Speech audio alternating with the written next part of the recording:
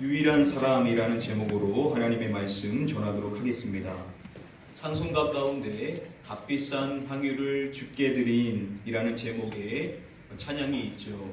그 찬양의 가사에 보시면은 값비싼 향유를 주께 드린 사람이 마리아다라고 이야기합니다.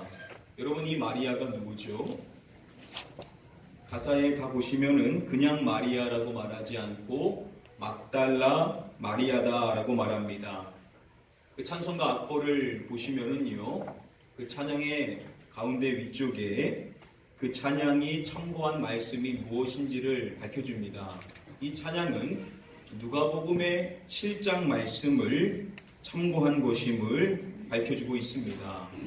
자, 그런데 누가복음의 그 말씀에 보시면은 향유를 부른 여인이 막달라 마리아다라고 밝혀주는 말씀이 없습니다. 성경에 보시면은 죄를 지은 한 여자다라고 이야기해주고 있습니다. 자, 그럼에도 불구하고 왜 사람들이 누가복음 7장의 말씀에 예수님께 향유를 부은 사람을 막달라 마리아라고 말하는 것인가? 역사적으로 보면 1901년 교황 그레고리 1세는요, 죄를 지은 한 여자가 막달라 마리아라고 주장을 했다라고 합니다. 그리고 나아가 그는요, 그 막달라 마리아가 요한복음 12장에 나오는 바로 그 마리아와 동일한 인물이다라고까지 이야기를 했다고 하는 것입니다. 이 막달라라는 것은요, 지역명인데요, 바로 갈릴리 지방에 있는 곳을 지칭하는 것입니다. 여러분, 반면에 요한복음 12장에 나오는 마리아가 살고 있는 그 마을의 이름은 무엇이었죠? 베다니였죠. 베다니는 예루살렘 근방에 있는 지역입니다. 막달라와 베다니는 엄연히 다른 지역인 것이죠. 그렇다면 막달라 마리아와 베다니에 있는 마리아가 동일 인물이라고 말해서는 안 되는 것입니다. 누가복음 7장의 말씀에서 그 여인이 막달라 마리아라고도 말하기 힘들지만 혹 그렇다고 하더라도 요한복음 12장의 베다니에 사는 마리아와 동일 인물이라고 말해서는 안 되는 것입니다. 이미 두 차례 말씀을 드렸던 것처럼 성경에서 예수님께 향유를 부은 여인의 이야기는 마태복음, 마가복음, 누가복음, 요한복음 이 모든 사복음서의 말씀에 다 기록이 되어 있습니다. 자, 그 가운데 주석가들은요, 마태복음과 마가복음과 요한복음은 동일한 사건이고, 즉 동일한 여인에 대한 이야기고, 누가복음의 말씀은 별개의 사건이다, 즉 다른 여인의 이야기다라고 설명합니다. 그렇다고 한다면 예수님께 향유를 부은 여인은 총 몇 명이었다는 것입니까? 두 명이었다라는 것입니다. 바로 베다니에 있었던 마리아와 누군지 알 수 없는 한 여인이 또 예수님께 향유를 부었다라는 것이죠.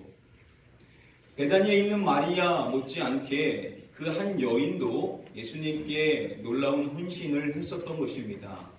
자, 그런데 우리가 오늘 본문 말씀 이제 전체적인 관점으로 살펴보고자 하는데요. 오늘 말씀을 보면은 이 베다니에 있었던 이 마리아가 예수님께 아주 특별한 일을 했었던 것임을 우리는 말씀을 통해서 확인해 볼 수가 있습니다.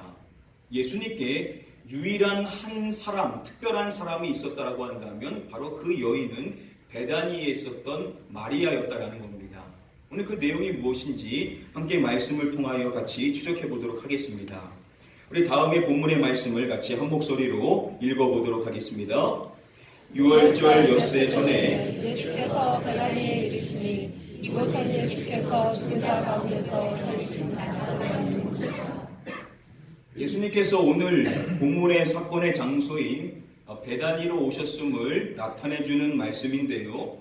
전에 말씀드렸던 것처럼 요한복음 11장에서 예수님은 베다니에 계셨습니다. 그런데 11장 마지막 부분의 말씀에 보시면은 예수님께서는 베다니를 떠나서 에브라임이라는 곳으로 가셔서 거기 머무르셨다라고 밝혀줍니다. 예수님께서는 베다니에 계셨다가 에브라임으로 이동하신 것이고 오늘 본문에서의 예수님께서는 다시금 베다니로 돌아오셨던 것입니다. 그러한 베다니에서 있었던 일을 이야기해 줄 때 거기서 예수를 위하여 잔치할세라고 말씀하는 것입니다. 베다니에 있는 사람들이 예수님을 위하여서 잔치를 벌였던 것입니다. 그리고 그 잔치 자리에 예수님과 함께 나사로가 있었음을 밝혀주죠. 나사로가 어떠한 사람입니까? 나사로는 죽었다가 다시 살아난 사람이죠. 지금 내 옆에 죽었다가 살아난 사람이 있고 그러한 그를 살려주신 예수님이 한 자리에 있는 것입니다. 짐작해보면 그 잔치의 분위기는 매우 화기애애했을 것이라고 생각해 볼 수 있을 것입니다. 그런데 그러한 좋은 분위기를 한순간에 깼었던 한 사람이 있었던 것이죠. 누구입니까, 여러분? 바로 마리아였던 것이죠. 마리아가 갑자기 향유를 가지고 와서 그 향유를 예수님의 발에 부었던 것입니다. 그렇게 되었었을 때 그 향유 냄새가 집에 가득했다라고 이야기를 해줍니다. 모두가 그녀가 무엇을 했는지를 알게 되었던 것입니다. 동일한 사건을 다루고 있는 마태복음의 말씀에 보시면은 그러한 그녀의 모습을 보고 어떠한 반응을 사람들이 보였는지를 이렇게 이야기해 줍니다. 제자들이 보고 분개하여 이르되 무슨 의도로 이것을 허비하느냐. 다른 사람들이 아닌 예수님의 제자들이 그것을 보고 무엇했다라고 말하냐면 분개했다라고 이야기합니다. 그러면 예수님의 제자들이 아닌 사람들은 더 했을 것이라는 것이죠. 아주 좋았던 잔치의 분위기가 한순간에 깨져버리게 된 것입니다. 왜 마리아가 그렇게 한 것인가? 우리가 마리아의 행위를 잘 이해하기 위해서는 다음의 사항에 대해서 우리가 함께 살펴볼 필요성이 있습니다. 다시 오늘 본문 1절 말씀의 시작을 보시면은요, 그 시기가 언제였는지를 밝혀지는 정보의 말씀 가운데 시작에 무슨 절이다라고 이야기하며 말씀이 시작하죠? 6월절이다라고 이야기하는 단어로 말씀이 시작이 됩니다. 요한복음의 말씀에 보시면은요, 6월절이 최초 2장의 말씀에서 언급이 되었습니다. 그리고 시간이 흘러 6장의 말씀에서 두 번째로 6월절에 대해서 이야기해 줍니다. 그리고 오늘 본문의 말씀에서 6월절은 바로 세 번째에 해당이 되는 것입니다. 즉 예수님의 공생애 가운데 6월절은 총 3번 있었다라는 것이죠. 그러한 말씀 가운데 지금 이 세 절의 말씀을 비교해 보시면은 먼저 첫 번째 2장의 말씀에서는 그 6월절이 가까운지라라고 이야기해 줍니다. 이것과 비교해서 봤었을 때 두 번째로 쓰였었던 6장의 말씀에도 6월절이 가까운지라라고 이야기해 주죠. 자, 그러면 다음의 말씀에서도 6월절이 가까운지라라고 이야기할 것인데 오늘 본문의 말씀의 시작인 1절 말씀에서는 그렇게 시작하지 않죠. 6월절 엿새 전에 라고 이야기를 하는 것입니다. 앞서서는 6월절이 두루뭉술하게 가까워졌다라고 이야기하는 것에 반해 오늘 본문의 말씀은 구체적으로 그날이 며칠 전이었는지를 밝혀주고 있다라는 겁니다. 자, 그렇다면 앞선 두 번의 경우와 다르게 6월절이 가까워졌다라는 표현을 생략하고 대신에 이러한 표현을 쓰는 것이냐? 사실 요한복음 11장 말씀 마지막 부분에 보시면은 6월절에 대하여 먼저 언급을 했습니다. 바로 다음의 말씀에 보시면은 6월절이 가까움에라고 이야기하죠. 원어로 보시면은 첫 번째와 두 번째 2장과 6장에 쓰였었던 표현과 동일한 표현입니다. 자, 그렇다면 12장 앞에서 11장에서 이미 6월절이 가까워졌다라고 첫 번째와 두 번째 쓰였던과 동일한 표현이 이미 쓰였었던 것입니다. 자, 그럼에도 불구하고 오늘 본문의 말씀의 시작에서 6월절에 대해서 이야기할 때 구체적으로 그날이 엿새 전이었다라는 것을 우리에게 밝혀주고 있다라는 겁니다. 그러면 우리가 질문해봐야만 하는 것이죠. 다른 때는 그냥 6월절이 가까워졌다라고만 말하고 끝났는데 왜 여기서는 그 날이 엿새 전이었다라는 것을 우리에게 이야기해주고 있느냐는 것입니다.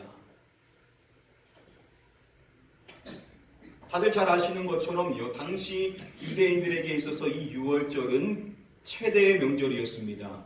이 유월절에 맞춰서 사람들이 어디로 모이게 되죠? 예루살렘으로 모이게 되죠. 그래서 11장 말씀에서 유월절이 가까워졌음을 이야기하는 그 말씀 이어지는 부분에 보시면은 많은 사람이 유월절 전에 시골에서 예루살렘으로 올라갔더니 라고 말합니다. 유월절이 가까워지면요, 전국 곳곳에 있는 사람들이 미리 예루살렘에 올라와서 정결 예식을 행했었습니다. 지금 이 시기도 사람들이 미리 예루살렘에 올라와 유월절을 준비하고 있었던 것입니다. 자, 그렇게 예루살렘에 왔었던 곳곳에 있던 사람들이 함께 했었던 일이 있는데요. 그 일이 무엇이냐면 이어지는 말씀에 그들이 예수를 찾으매라고 이야기를 해줍니다. 그들이 예수님을 찾으면서 서로 이야기했었던 내용이 있었는데요. 성경은 그것을 밝혀주기를 너희 생각에는 어떠하냐? 그가 명절에 오지 아니하겠느냐라고 이야기를 해줍니다. 자, 그들이 예수님을 찾으면서요, 서로 하는 이야기가 유월절에 예수님께서 과연 올 것인가, 오지 않을 것인가에 대하여 이야기를 나눴었던 것이라는 겁니다. 자, 그렇게 예루살렘에서는 이 사람들이 예수님을 찾고 있는데 요한복음 12장 말씀에서 예수님이 어디를 가셨는지를 이야기해 줄 때 예수님께서는 베다니에 가셨다라고 이야기를 해주는 것입니다. 그런데 중요한 점은 그 시기가 언제였냐? 바로 유월절 엿새 전이었다라는 것이죠. 이것을 밝혀주고 있다라는 것은 무엇을 이야기하는 것이냐? 예수님께서는 유월절을 위하여서 예루살렘으로 가시기 전에 베다니에 잠시 들르셨던 것이라는 겁니다.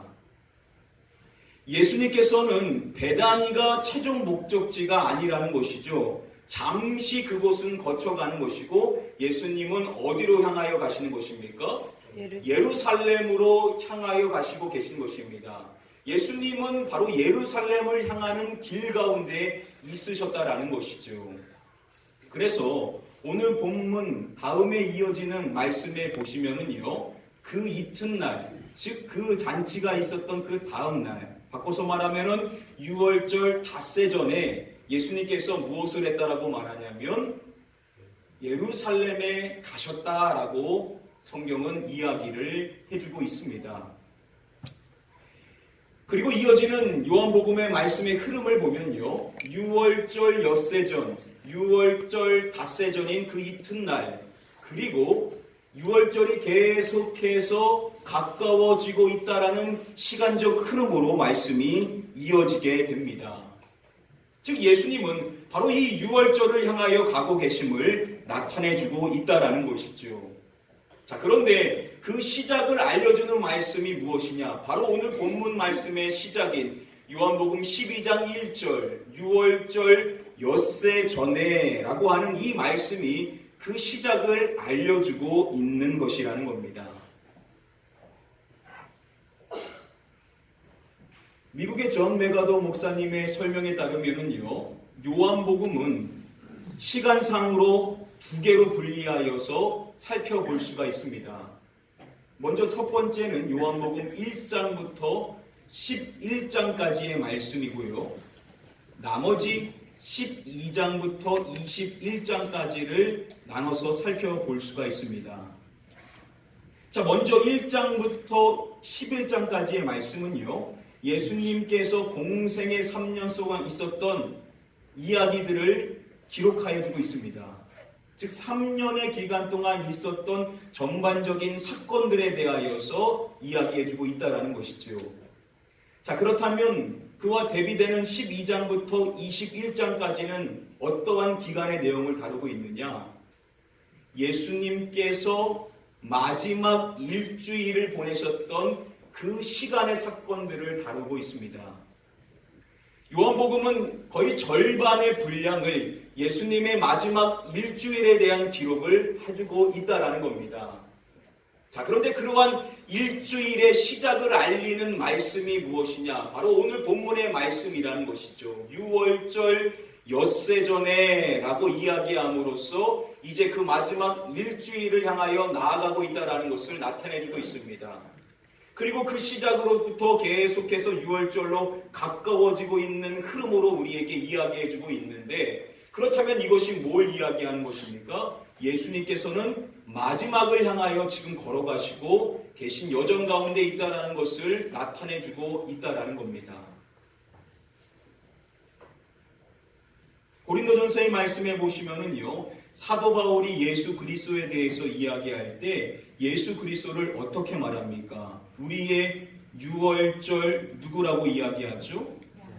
6월절 양이다 라고 이야기합니다. 예수님께서는 6월절 양으로서 희생이 되셨다라고 이야기를 해줍니다. 바로 예수님께서는 6월절의 양으로서 죽으심을 당하셨다라고 이야기하는 것입니다. 바로 오늘 본문의 말씀을 통하여서 시작되어지고 있는 예수님의 그 흐름은 무엇이냐? 예수님은 지금 어디를 향하고 계신 것이냐? 바로 죽음을 향하여 걸어가시고 계신 가운데 있으시다라는 것입니다. 예수님의 여정은 다른 여정이 아니라 죽음을 향하여 점점 더 가까워지고 계시는 여정 가운데 있으셨다라는 것이죠. 자, 그러한 엿새 전에 계셨던 예수님에 대하여서 카르스 종합주석은 설명해 주기를, 예수님의 온몸에는 죽음의 그림자가 드리우고 있었다라고 이야기를 해줍니다. 예수님께서는 앞으로 자신에게 있을 모든 일을 다 알고 계시죠. 그렇기 때문에 자신의 그 죽음에 대하여서 생각하지 않으실 수가 없으셨다라는 겁니다. 11장 마지막 부분에 보시면은 나사로가 살아난 그 사건 이후에 그들이 뭘 모의하냐면 예수님을 죽이기로 모의를 하죠. 자, 그러나 그렇게 그들이 그 일을 모의한다라고 해서 그 일이 그들의 계획에 있다라고 해서 자신들의 계획대로 일이 진행되는 것이 아님을 우리는 요한복음 11장까지 말씀을 통해서 이미 살펴봤었습니다. 이 일은 그들의 뜻대로 되는 것이 아니죠. 이 일은 누구의 계획 가운데 있는 것입니까? 하나님의 계획 가운데 있는 것입니다. 그래서 세례 요한이 예수님에 대해서 이야기할 때 하나님의 어린 양이다 라고 이야기한 것입니다. 예수님께서는 하나님께서 보내신 6월절 어린 양이셨다라는 것이죠. 자, 예수님께서는 하나님이 정하신 어린 양으로서 이제 죽음을 향하여 걸어가시는데 그 죽음은 그냥 죽음이 아니죠. 그 죽음은 세상의 모든 죄를 짊어지시고 걸어가시는 죽음의 길이었었습니다. 예수님께서는 그냥 죽으시는 것이 아니라 세상이 공의로 심판받아야 되는 그 심판을 대신 짊어지시고 걸어가시는 여정 가운데 있으셨다라는 겁니다. 그러면 여러분 한번 생각해 보십시오. 그 시작점을 알고 있는 그 6월절, 그 6월절이 엿새 전으로 다가왔었을 때 여러분 예수님의 심정이 어떠했겠냐라는 겁니다. 비록 그곳에 있었던 베다니 사람들이 모두가 예수님을 위하여 잔치를 준비했었지만 예수님은 결코 그 잔치를 즐기실 만한 마음이 아니셨다라는 것이죠. 다른 사람은 그 자리가 좋아서 나사로와 이야기하며 예수님께 많은 것을 물으면서 이야기했을지 모르지만 예수님의 마음은 결코 편치가 않으셨다라는 겁니다. 자, 그런데 그곳에서 다른 사람들과 다른 모습을 보였었던 유일한 사람이 있었는데 바로 그 사람이 마리였던 것입니다.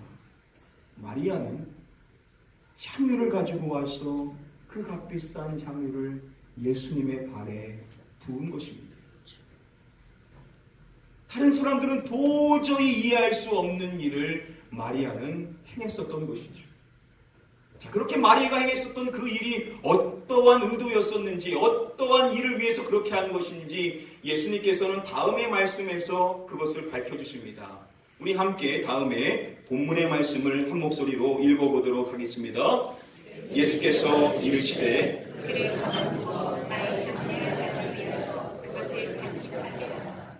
자, 예수님이 하신 말씀을 보십시오. 예수님께서는 나의 무엇할 날에 대하여서 말씀해 주십니까? 장래. 나의 장래할 날에 대하여서 말씀해 주십니다. 마리아가 그렇게 한 것은 다른 것이 아니라 바로 자신의 장래와 관련된 일이었음을 예수님께서는 밝혀주시는 것입니다. 동일한 사건을 다루고 있는 마가복음의 말씀에 보시면 예수님은 이렇게 말씀하십니다. 그는 힘을 다하여 향유를 부어 내 장례를 미리 준비하였느니라. 마리아가 힘을 다하여 향유를 예수님께 부었던 것은 무엇을 위한 것이었냐? 바로 예수님의 장례를 미리 준비하기 위해서던 것이라는 것을 예수님이 친히 설명해 주시는 것입니다. 당시 매장을 위해서요, 준비하는 일 가운데 예전에 일부로서 시체의 몸에 향유를 부었었다라고 합니다. 마리아는 자신이 가지고 있었던 그 값비싼 향유를 예수님께 부음으로 말미암아 예수님의 장례를 미리 준비했었던 것이라는 겁니다. 여러분 모두는요, 예수님을 위하여서 뭘 준비했냐면 잔치를 준비했습니다. 이것도 귀중한 일이죠.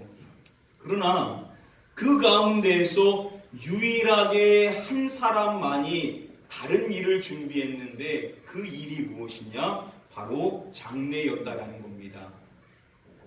여러분 잔치가 좋은 겁니까? 장례가 좋은 것입니까?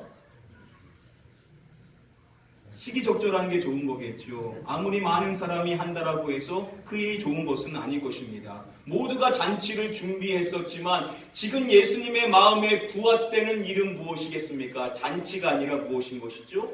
바로 장례에 있었던 것이라는 겁니다. 오직 유일하게 한 사람 마리아만이 예수님의 마음에 부합된 일을 했었다라고 성경은 이야기해주고 있다라는 겁니다. 여러분 이것이 우리의 신앙생활 가운데 무엇을 교훈해 주는 것이겠습니까? 여러분 우리의 신앙생활이 다수의 사람이 하는 것이 기준이 되어서 할 수도 있습니다. 그것이 맞는 것처럼 여겨질 수가 있죠. 그러나 진정으로 그 가운데 주님의 마음이 어디에 있는지, 주님이 뜻하신 일이 무엇인지를 아는 사람이 있는데 그러한 사람은 다른 사람들로부터 비난받을지 모르지만 그러한 사람이야말로 예수님의 마음에 합당한 일을 할 수 있는 사람이다라는 것을 우리에게 이야기해주고 있다라는 겁니다. 우리가 그저 다른 사람들과 똑같은 분량의 신앙생활을 할 수도 있고 다른 사람들과 유별난 것처럼 보이지만 주님의 마음에 부합된 일을 할 수도 있는데 우리는 과연 두 사람 가운데, 두 종류의 사람 가운데 어떠한 편에 서 있느냐는 것입니다. 이 시간 저도 소원하고 여러분들을 축복하옵기는 저와 여러분들 모두는 예수님의 마음을 헤아려서 예수님의 그 마음에 부합된 일을 할 수 있는 저와 여러분들이 되셔야만 될 줄 믿습니다. 아멘. 자, 그렇다면 어떻게 해서 마리아는 남들과는 다른 예수님께 유일한 한 사람의 그 일을 할 수가 있었던 것일까요? 주석가 브리스 밀러는요, 이야기하기를 그녀는 예수님의 마음을 어느 정도 감지하고 있었기 때문이다라고 설명을 합니다. 예수님의 마음을 전부를 알 수 있는 것은 아니었겠지만 그래도 예수님께서 어떠한 마음 가운데 있었는지를 그녀는 헤아렸기 때문에 그러한 일을 할 수가 있었던 것이라는 겁니다. 그리고 밀러는요, 어떻게 그녀가 다른 사람들과 다르게 예수님의 마음을 놓치지 않을 수 있었는가 그 비결을 다음의 말씀에서 엿볼 수 있다라고 이야기해 줍니다. 우리 다음에 말씀 같이 한 목소리로 읽어보도록 하겠습니다. 그에게 마리아라는 동생이 있어. 자, 마리아가 예수님의 말씀을 듣고 있었던 것을 이야기해 주는데요. 자, 그런데 성경이 주목하고 있는 내용은 무엇이냐? 마리아가 주의 어디에 앉아서 말씀을 들었다라고 이야기합니까? 주의 발치에 앉아서 말씀을 들었다라고 이야기합니다. 주님과 떨어져서 말씀을 들을 수도 있었을 텐데 예수님께 가장 가까이 서서 주님의 말씀을 경청했었던 사람이 마리아였다라는 것이죠. 그리고 요한복음 11장의 말씀에서 베다니로 오신 예수님을 만났었을 때 마르다가 다르게 마리아가 보였었던 모습을 기록해 줄 때 이렇게 말합니다. 마리아가 예수 계신 곳에 가서 배웠고 그 발 앞에 엎드려 그녀는 눈물을 보였다라고 이야기를 해줍니다. 마리아는요, 예수님과 가장 가까이 서서 자신의 감정을 다 쏟아내는 사람이었음을 나타내주고 있습니다. 종합해보면 성경이 마리아라는 여성이 예수님과 함께 있었을 때 그 위치를 어디에 있었음을 이야기하냐? 바로 예수님과 가장 가까워 있는 자리에서 있었다라는 것이죠. 마리아는 어떠한 여성이냐? 누구보다도 주님과 가까이 있었던 사람이었음을 성경은 강조해주고 있다라는 겁니다. 어떠한 사람들은 어색해서라도 거리를 두려고 했었을 텐데 마리아는 전혀 그런 것이 없었다라는 것이죠. 예수님과 가까이 있기를 원했고 예수님과 사이에 아무것도 없이 바로 앞에서 예수님의 말씀을 듣고 예수님께 내 마음을 쏟아놓는 사람이 바로 마리아였다라는 겁니다. 여러분, 우리가 사람과 사람도요, 다 내 마음을 아는 게 아니죠. 어떠한 사람이 내 마음을 아냐면 바로 나와 가장 가까이 있는 사람이 우리의 마음을 알기 마련입니다. 우리가 같이 있는 것 같아도 심리적인 거리가 있죠. 그 거리가 먼 사람은 사실 많은 이야기를 해도 내 마음, 서로의 마음을 헤아리기가 힘듭니다. 그런데 적은 말을 해도 그 거리가 가까운 사람은 그 마음이 어떠한지를 알 수가 있죠. 웃고 있어도 그 속마음은 울고 있다는 것을 감지할 수가 있습니다. 바로 마리아가 그러한 여성이었다는 거죠. 예수님과 늘 가까이 하는 사람으로서 예수님의 마음이 어떠한 상태에 있는지를 그녀는 감지할 수가 있었고 다른 사람들과 다르게 유일하게 그녀는 예수님의 마음에 부합된 일을 할 수가 있었다라고 말씀해 주는 것입니다. 아멘. 이 시간 간절히 소원합니다. 오늘 이 자리에 계신 저와 여러분들 모두는 우리 주님을 더욱더 가까이 해서 주님의 마음이 무엇인지, 우리를 향한 주님의 뜻하심이 무엇인지, 주님이 우리를 통하여 기대하시는 일이 무엇인지를 깨닫고 헤아림으로 말미암아 주님이 원하시는 일을 행할 수 있는 저와 여러분들 되시기를 주님의 이름으로 간절히 축복하며 축원드립니다. 아멘. 이제 말씀을 맺도록 하겠습니다. 동일한 사건을 기록하고 있는 마태복음의 말씀에 보시면은 예수님께서 맨 마지막에 마리아와 관련하여서 이러한 말씀을 해주시죠. 우리 함께 마지막으로 말씀 읽어보도록 하겠습니다. 내가 진실로 너희에게 이르노니 온 천하에 어디서든지 이 복음이 전파되는 곳에서는 이 여자가 행한 일도 말하여 그를 기억하리라 하시니라. 자, 마지막에 보시면은 예수님께서는 그를 기억하리라 라고 말씀해 주시죠. 온 천하에 어디서든지 이 복음이 전파되는 곳에서는 그녀가 기억되어야만 한다라는 겁니다. 예수님께로부터 이러한 말씀을 받고 그러한 평가를 받은 사람은 마리아가 유일하죠. 얼마나 마리아라는 사람이 예수님께 특별한 사람이었는지를 알 수 있는 대목입니다. 어떻게 하면 그럴 수가 있느냐? 바로 주님과의 그 거리가 가까운 사람, 주님은 늘 가까이 하고 주님은 늘 사모하며 주님과 나 사이에 막힘이 없고 모든 것을 다 털어놓을 수 있고 주님을 가장 가까이 그 말씀을 듣고자 하는 그러한 사람은 주님의 마음을 헤아려서 주님이 기뻐하시는 일을 할 수가 있다라는 것입니다. 이 시간 다시 한번 마지막으로 축복할 때 저와 여러분들 모두는 주님의 그 마음을 깊이 헤아리기 위하여 날마다 주님을 가까이 하시고 그래서 그 마음에 부합된 일들만을 행할 수 있는 저와 여러분들 되시기를 마지막으로 주님의 이름으로 간절히 축복하며 축원드립니다. 아멘. 우리 시간에 같이 찬양하실 때 우리 함께 한번 이 찬양으로 함께 고백하기를 원합니다. 주께 가까이 날 이끄소서. 우리가 주님을 가까이 하고자 하는 소원의 마음을 품고 이 시간에 같이 한번 결단하며 찬양하도록 하겠습니다. 주께 가까이, 주께 가까이 날 이끄소서. 간절히 주님만을 원합니다. 채워주소서. 주의 사랑을 진정한 찬양 드릴 수 있도록 주께 가까이 날 이끄소서. 간절히 주님만을 원합니다. 채워주소서. 주의 사랑을 진정한 찬양 드릴 수 있도록. 나는 나의 영혼 주를 부르니 나의 맘만져 주소서. 주님만을 원합니다. 더 원합니다. 나의 맘만져 주소서.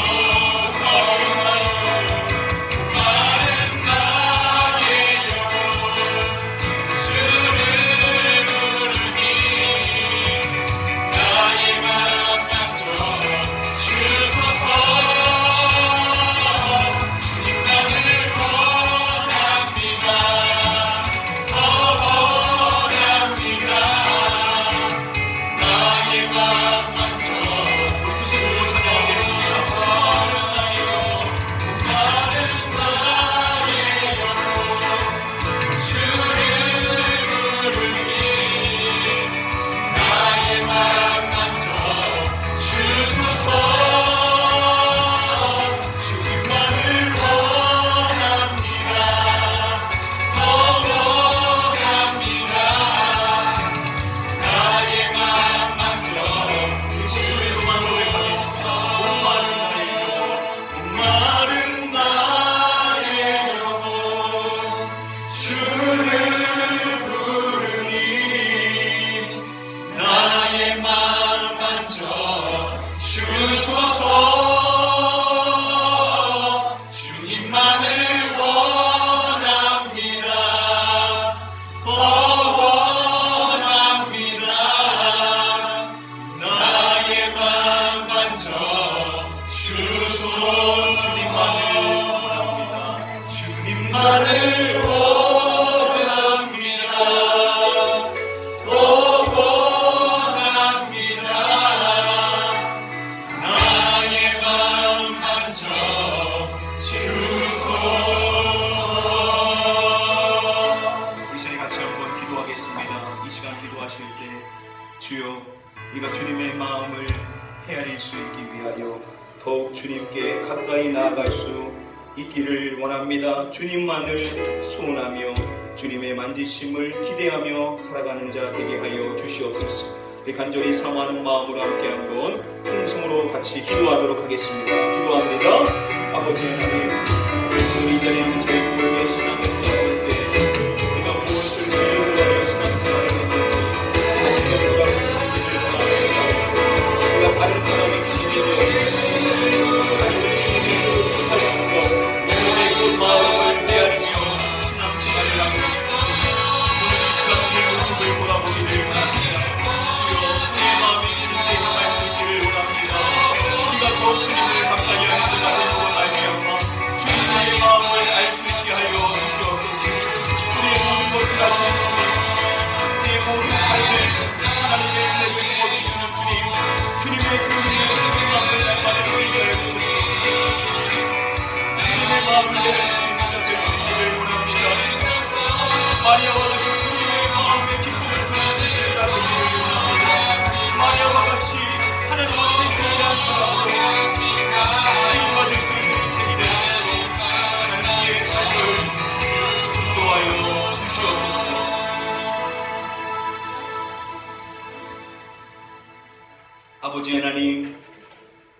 우리가 다른 사람들과 같이 그저 동일한 모습으로 그만큼만 신앙생활을 할 수도 있고, 마리아와 같이 유일한 한 사람으로 주님의 마음을 헤아려 주님의 마음에 부합된 일을 할 수 있는 길도 있다라는 것, 우리는 어떠한 인생의 삶을 살아갈 것인지 이 시간 우리가 결단하기를 원합니다. 주님이 원하시는 길은 바로 주님의 마음을 헤아려 다수가 그것을 반대하더라도 주님이 원하시는 일을 행함으로 말미암아 주님의 마음을 시원케 해드릴 수 있는 저희가 되게 하여 주시옵소서. 이를 위하여 우리가 주님을 더욱 가까이 하기를 원합니다.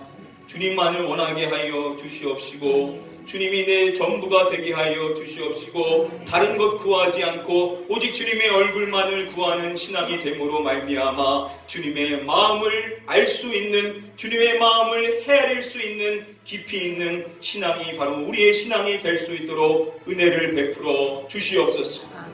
그래서 우리 가나안 교회는 그저 부지런히만 일하는 교회가 아니라 주님의 마음에 부합된 일을 적절하게 하는 교회가 됨으로 말미암아 주님의 큰 기쁨을 올려드릴 수 있는 교회가 되게 하여 주시옵소서. 믿고 감사드리오며 이 모든 말씀 우리의 구원자 되시는 예수 그리스도의 이름으로 기도드립니다. 아멘.